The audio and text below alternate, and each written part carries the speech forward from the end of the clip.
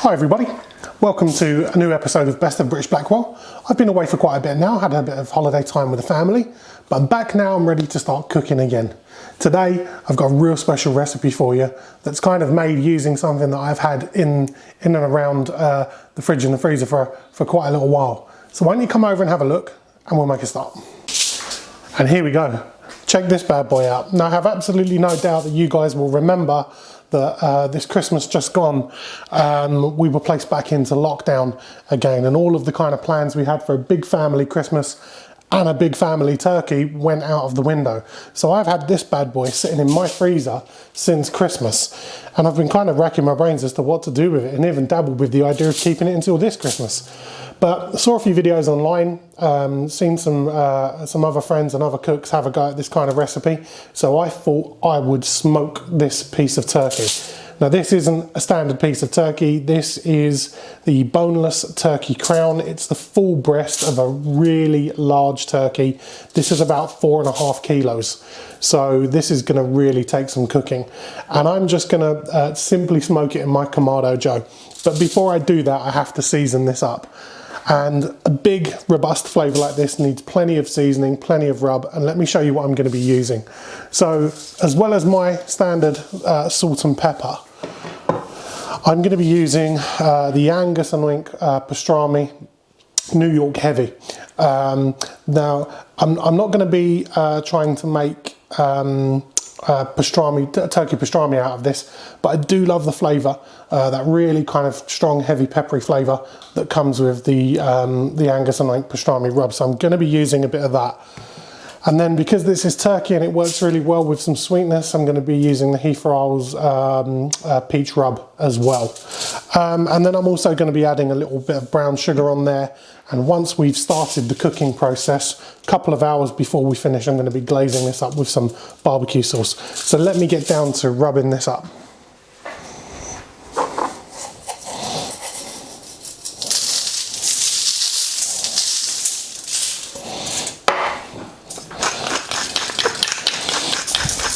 As you can see, I've just added a big load of flaked sea salt.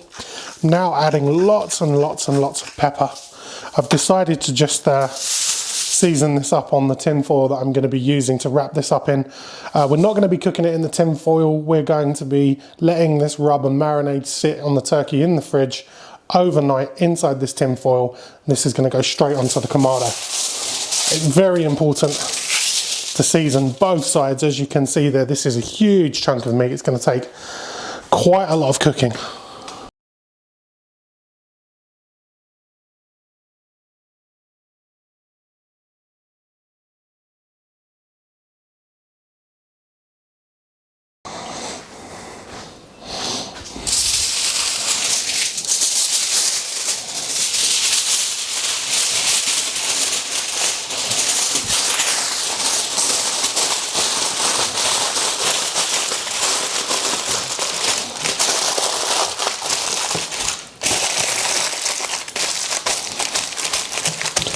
Okay, now we're nice and tightly wrapped. Let's get that back in the fridge and we'll be coming back tomorrow to smoke this up. Okay, so we're the next day now, and we've set up the Kamado Joe ready to cook this beast of a turkey. And I'm going to talk to you a little bit about how I've set the Kamado Joe up. So I've only just lit my charcoals now, and we're just about getting to the stage where we're going to start building into the Kamado Joe exactly what we need to smoke this. So just opened up the KJ. What I'm going to do is add some smoking matter, and today this is going to be just a couple of whiskey barrel chunks. They're going to go straight in. The next thing I'm going to do is get my slow roller in there.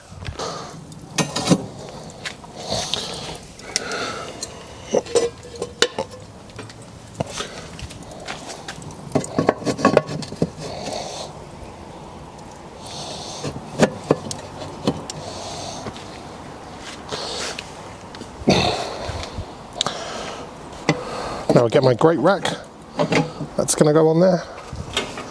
I am going to be using some deflector plates today, and I'll tell you why in just a second.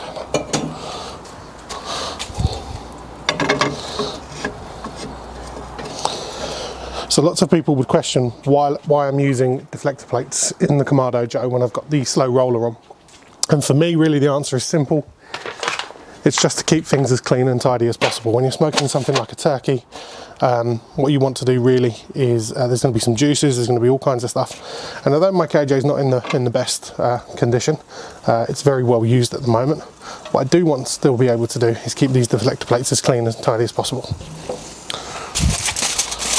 So I have had to change my plans ever so slightly because the plate I wish to use is slightly big. Slightly too big for the grates, but no problem, still going to go on without grates. Now I'm going to close my vent up a little bit to start trying to manage this fire a tad.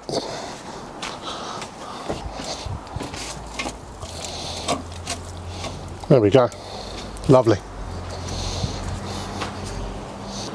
I like to use this probe here just to get an ambient temperature on the grill. Mind you, this turkey is so big I may struggle to do that today. Let's go in here.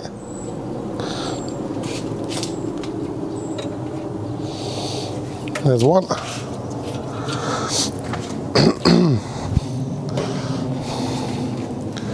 The next probe is going to go directly into the meat, and we're going to go into the thickest part of the meat, the very top end of this breast here. Just make sure we get it all in there.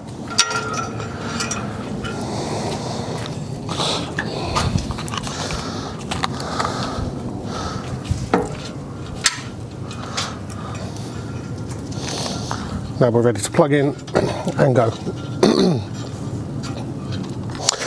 Final step for me before we close the lid and get the temperature absolutely spot on is to just add a little bit of sweetness. Now, I did say last night I was going to be using some brown sugar for this, but I actually found something which I think will work just as well, if not a little bit better, and that's the Oak Ridge Barbecue Dominator Rub, which is intended for ribs, but it's got such a high sugar content that I think it's going to work really well on this. So I'm just going to get a little rub of this just over the top, just to help with a little bit of sweetness, and we can add a little bit more of that as the cook goes on. But for now, we're going to close the lid,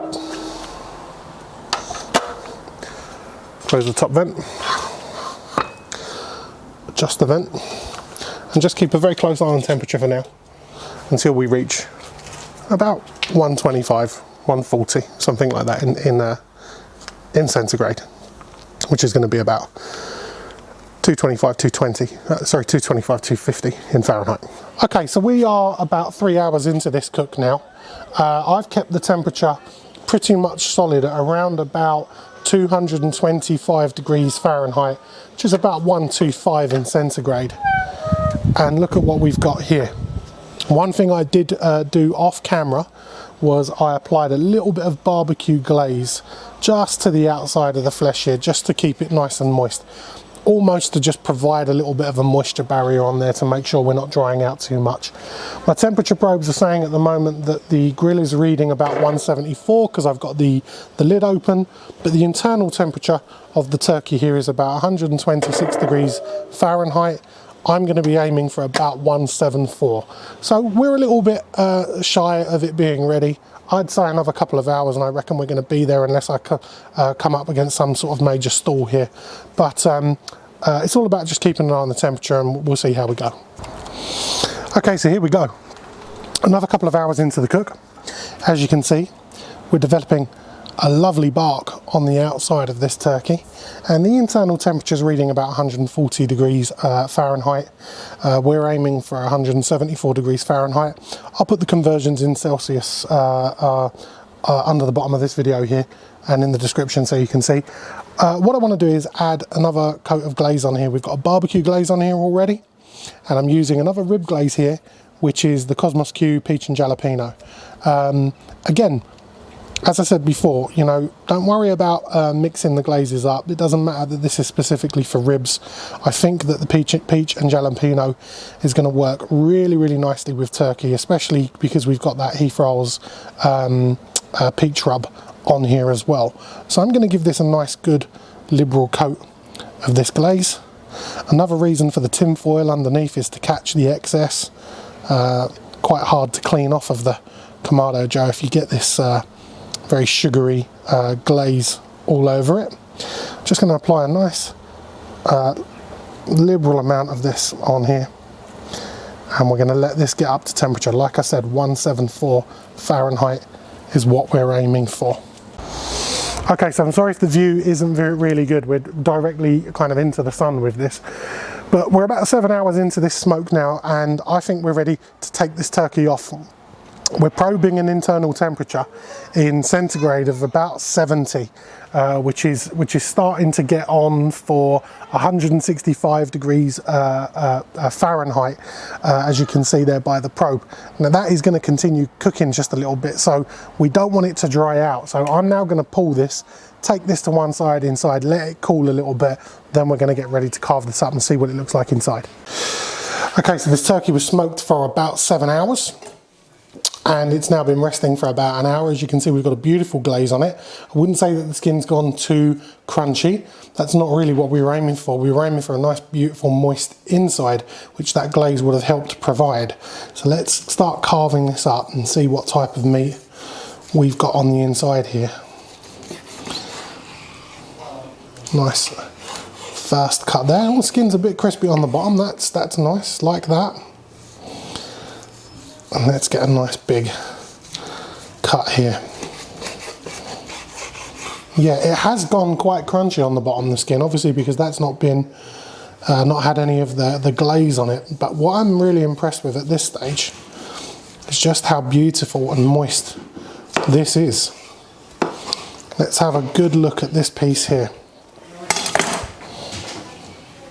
Wow, so hopefully you can see that. Very moist. Got a bit of a smoke ring here as well.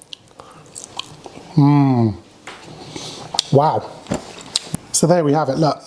Some lovely pieces of turkey there. Really nice and moist. Look at that. And absolutely falling apart because it's been cooked low and slow. Not dry at all as turkey can get.